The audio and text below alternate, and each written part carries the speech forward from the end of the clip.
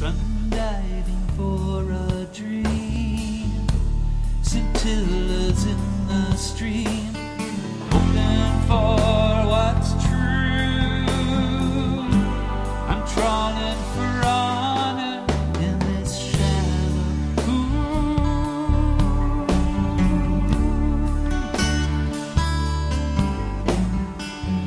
Borealis starlit crown arches over the Puget Sound.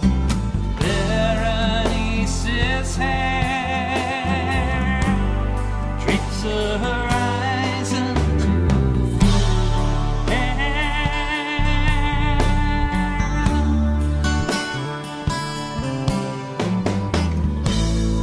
Where is my lucky star tonight?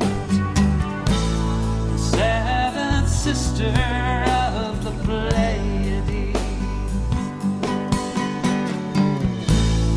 walks in beauty like the night. Oh, that is best, dark and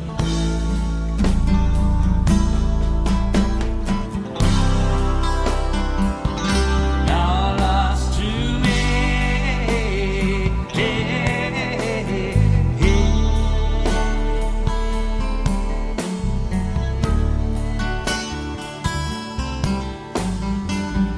Only trust in the northern star. That's the only point that's fixed. I once believed in love. Even love cannot bridge this rift.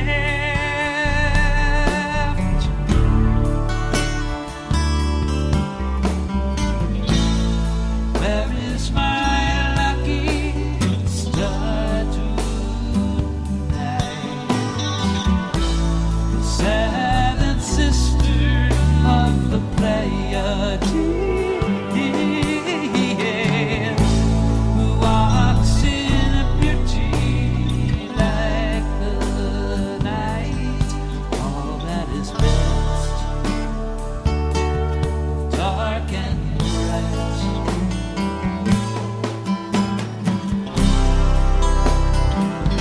Now lost to me.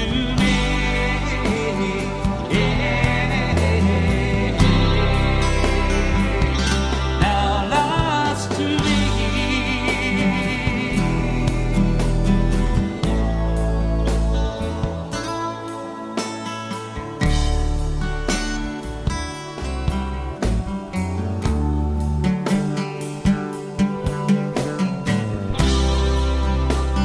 Night Dreams Talk Radio, After Dark, wants to give a big shout out to all the truckers that listen to our show. Hey, David, are you still there with Yes. us, buddy? Hey, let me ask- So. Let me ask you, living with spirits 24/7 pretty much, do they ever drain you of your energy? No.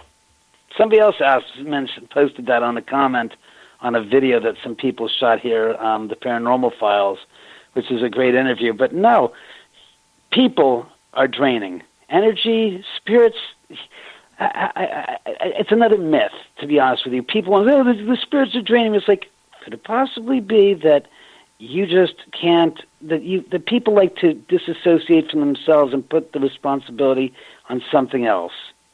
There are places, I will say, there are places I've been to that are heavy, but if you feel that, you go. You how long do you put your head in an oven for at 350 degrees, I'll ask you? If something doesn't feel comfortable, why would you put yourself in perpetual exposure to it? If something doesn't feel good, there's an old saying. Did Helen Keller have the foolishness of reading the waffle iron twice? No. She realized it was hot. So people like to make these grandiose commentaries. Oh, it was a draining experience. It's like people are draining. People have always been draining. Not every person, but some people have a tendency to be energy vampires, and we all know the dynamic in that type of person. That's a friend of ours that we hang out with, and after we go out with them, we are blood drained out because they are basically using us to keep them afloat while they drain us of our energy. Spirits are kind of like, how should we say, we operate on an AC field. Spirits run on DC current.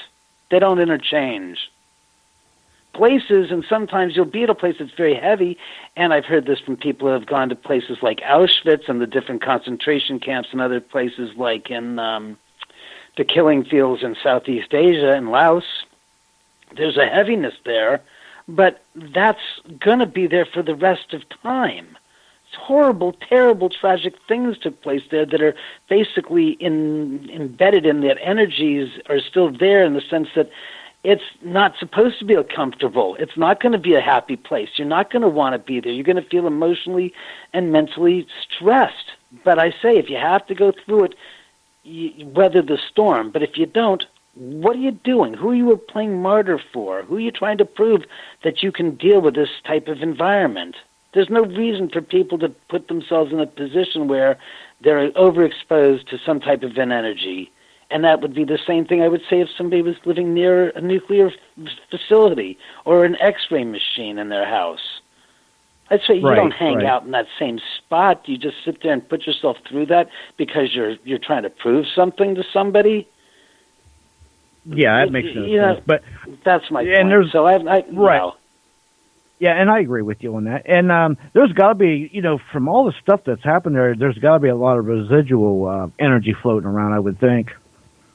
Oh yeah, what's funny is when I first started, building up here, and I had my friends come up here once I moved in. The constant commentary was, I keep feeling Native American energy, and I'm sitting here looking like, what are you talking about? We live in Los Angeles. We're in the middle of Beverly freaking Hills. Are you cockeyed? Come on, this can't be.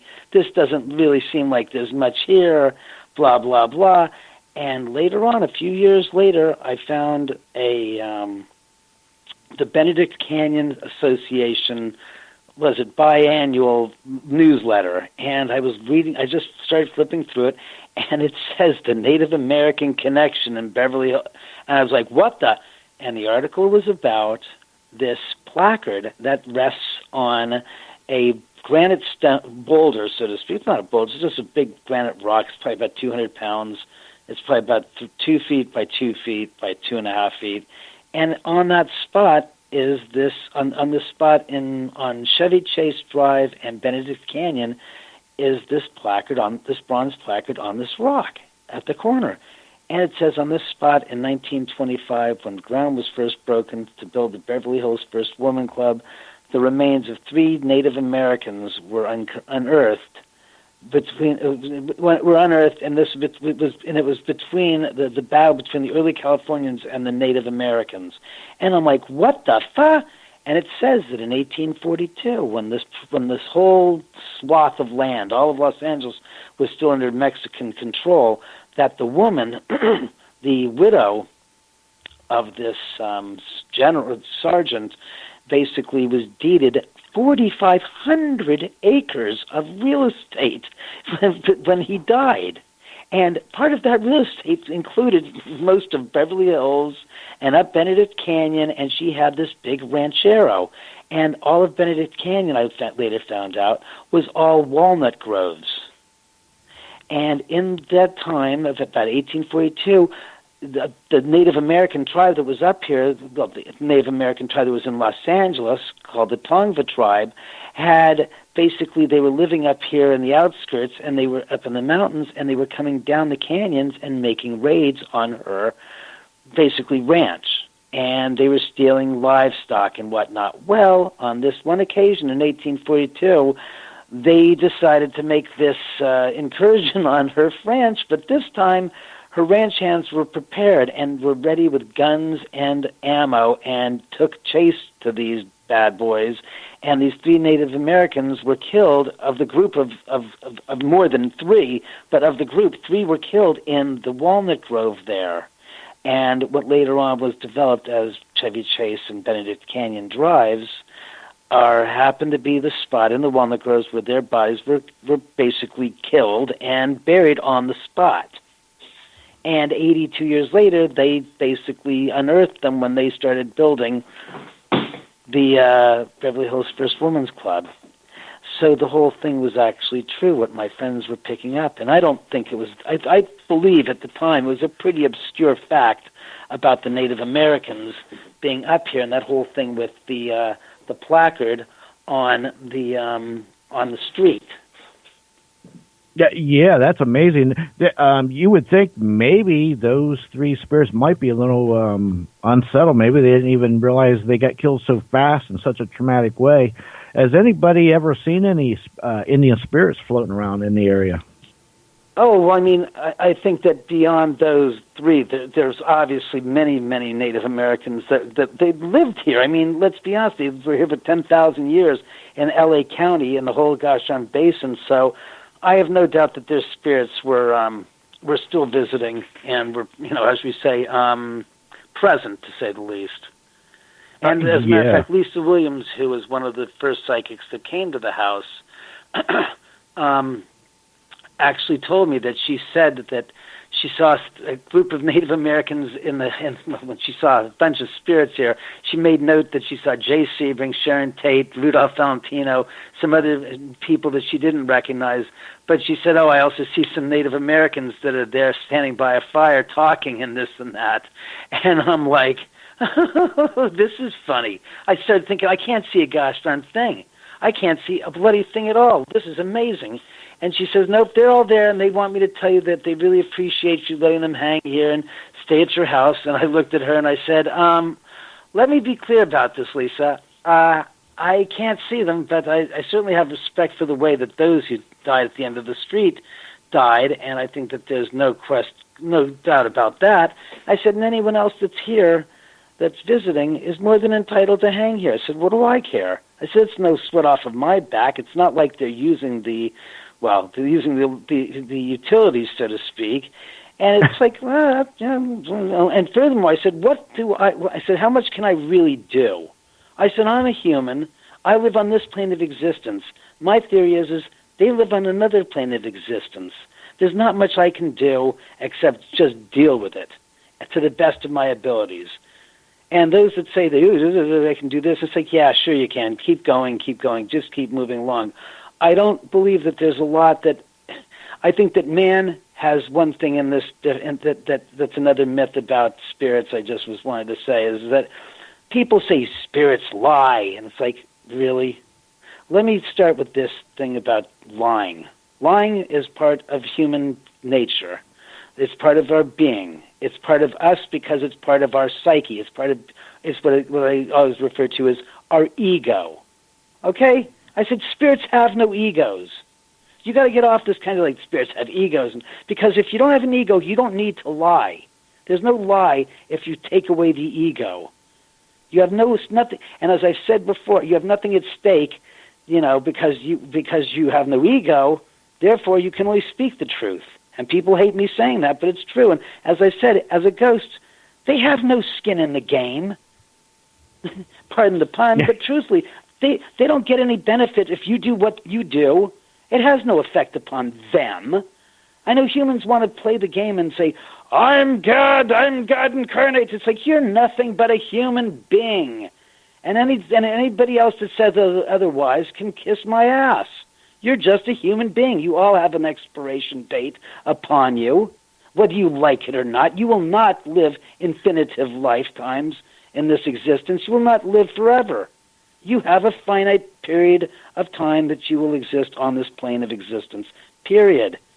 Everybody has that same thing stamped on their asses, whether they like it or not. And you can't escape it.